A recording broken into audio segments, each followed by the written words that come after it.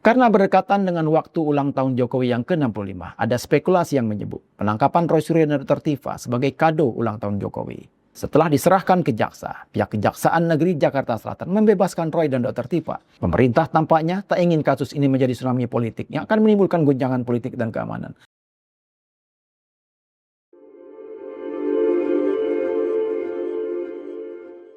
Assalamualaikum warahmatullahi wabarakatuh. Sobat The Press, kembali bersama saya Aswandi As'an dalam ngobrol politik Indonesia ThePress.id agar saya, Anda dan kita semua paham tentang politik. Sobat The Press, penangkapan Roy Suryo dan Tiva Tiasuma alias Dr. Tiva oleh Polda Metro Jaya masih menyimpan sejumlah pertanyaan. Penangkapan itu terjadi pada Jumat 19 Juni 2025, selang sehari setelah kunjungan putra Presiden Prabowo, Didit Haidi Prastio, ke kediaman Jokowi di Solo. Peristiwa itu juga berselang 2 hari sebelum ulang tahun Jokowi ke-65, Minggu 21 Juni 2026.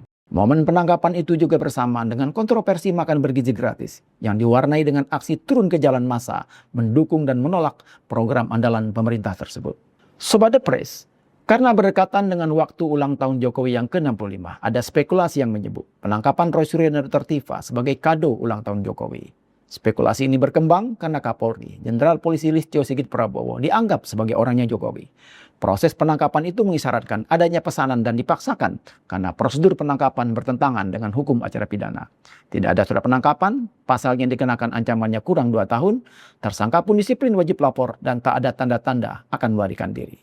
Mantan Wakapolri, Komisaris Jenderal Polisi Purnawirawan Ugroseno yang mendampingi Roy dan Tiva menyebut arogansi penyidik yang menangani kasus itu.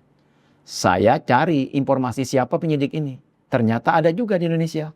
Selain penyidik Polri, penyidik pegawai negeri sipil, dan penyidik tertentu, ada juga penyidik Oslo. Ujar Ugroseno berkelakar dalam sebuah video yang beredar luas, dikutip pada Senin 22 Juni 2026.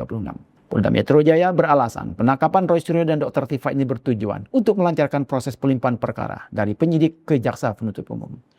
Penyidik juga harus melakukan serangkaian pemeriksaan kesehatan kepada para tersangka, baik kesehatan jasmani maupun rohani, sehingga tersangka patut dan dapat mempertanggungjawabkan perbuatannya, kata Direktur Reserse Kriminal Umum Polda Metro Jaya, Komisaris Besar Iman Imanuddin dalam konferensi pers di Polda Metro Jaya pada Jumat 19 Juni 2026. Namun, setelah diserahkan ke jaksa, pihak Kejaksaan Negeri Jakarta Selatan membebaskan Roy dan Dr. Tiva dengan pertimbangan jaminan dari keluarga dan kuasa hukum.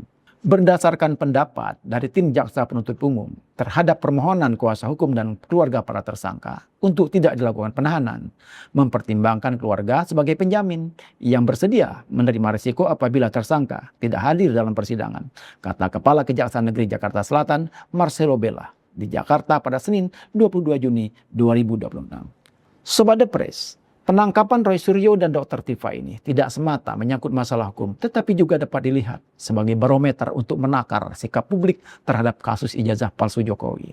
Karenanya, penangkapan kedua orang itu dapat dilihat sebagai pemberitahuan bahwa bola panas yang dilempar Jokowi sekarang sudah tidak berada di tangan polisi lagi. Selama ini, Polda Metro Jaya harus berhadapan dengan sorotan publik sejak Jokowi melaporkan para penggugat ijazahnya pada 30 April 2025 lalu. Kejaksaan yang mendapat giliran untuk memegang bola panas itu memilih untuk melepaskan dan menjalani proses hukum kasus ini tanpa tekanan. Maka setelah jaksa membebaskan Roy Suryo dan Dr. Tiva, dengan sendirinya bola ini menggelinding balik ke kubu Jokowi yang membuat pendukung dan relawan Jokowi kepanasan. Penasihat hukum Jokowi Ade Darmawan langsung menuding adanya orang kuat di balik pembebasan Roy Suryo dan Dr. Tiva. Dengan nada keras, dia meminta orang kuat itu untuk sekalian mengangkat Roy Suryo sebagai menteri. Nanti biar Pak Jokowi sendiri yang menyampaikan ya, orang kuat itu. Kami tahu, tapi kami tidak mau hari ini membuka ini di sini, kata Ade Darmawan pada Senin 22 Juni 2026.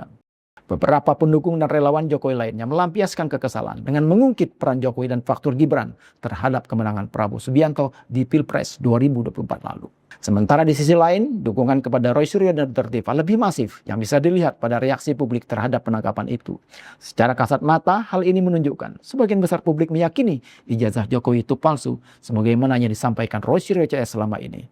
Keberadaan tokoh seperti Amin Rais, Din Samsudin, dan puluhan tokoh lainnya yang siap menjadi penjamin Roy dan Dr. Tiva adalah indikasi sikap publik yang mendukung Roy Suryo CS membongkar kasus ijazah Jokowi. Amin Rais dalam videonya mengecam keras, menyebut penangkapan Roy dan Dr. Tiva sebagai kezaliman.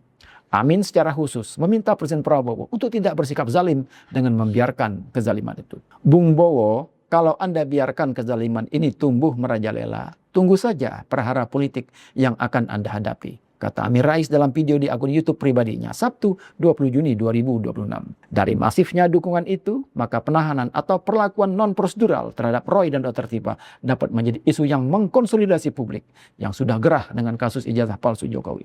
Kasus ini bukan hanya tentang dokumen yang bernama ijazah, tapi juga wajah perlakuan hukum yang diskriminatif, yang tidak mendudukkan warga negara sama dan setara. Pemerintah tampaknya tak ingin kasus ini menjadi tsunami politik yang akan menimbulkan goncangan politik dan keamanan. Presiden pun tak ingin mengambil risiko itu dan memilih membebaskan Roy Suryo dan Dr. Tifa begitu sampai di kejaksaan. Isyarat adanya peran Presiden dalam pembebasan kedua orang itu tercermin dari ucapan Dr. Tifa sesaat setelah pembebasannya. Saya mengucapkan terima kasih kepada Presiden Republik Indonesia, Bapak Prabowo Subianto. Karena beliau sangat andil. Saya yakin beliau berandil di dalam bagaimana kita berjuang ini, kata Dr. Tifa Senin 22 Juni 2026. Sobat The Press, sejumlah pertanyaan juga masih bergantung. Setelah drama tangkap lepas Roy Suryo dan Dr. Tifa ini selesai, adakah hubungannya dengan kunjungan Didit Prabowo ke Jokowi sehari sebelum penangkapan itu? Atau itu hanya kebetulan saja, seperti ucapan Didit yang menyebut kunjungan itu sekedar mampir setelah acara satu suro di Mangkunegaran? Apakah ini juga kebetulan berdekatan dengan ulang tahun Jokowi yang ke-65? Kebetulan lain juga adalah penangkapan Roy Suryo dan Dr. Tifa ini terjadi di tengah pembelahan massa yang pro kontra terhadap makan bergizi gratis, program andalan pemerintahan Prabowo Gibran. Dan terbukti geger penangkapan itu telah menjadi breaking atau pemecah konsentrasi publik yang sedang fokus terhadap dua kubu berseteru berebut opini dalam program makan bergizi. Wallahu alam, semoga bermanfaat dan menambah wawasan. Sampai jumpa. Assalamualaikum warahmatullahi wabarakatuh.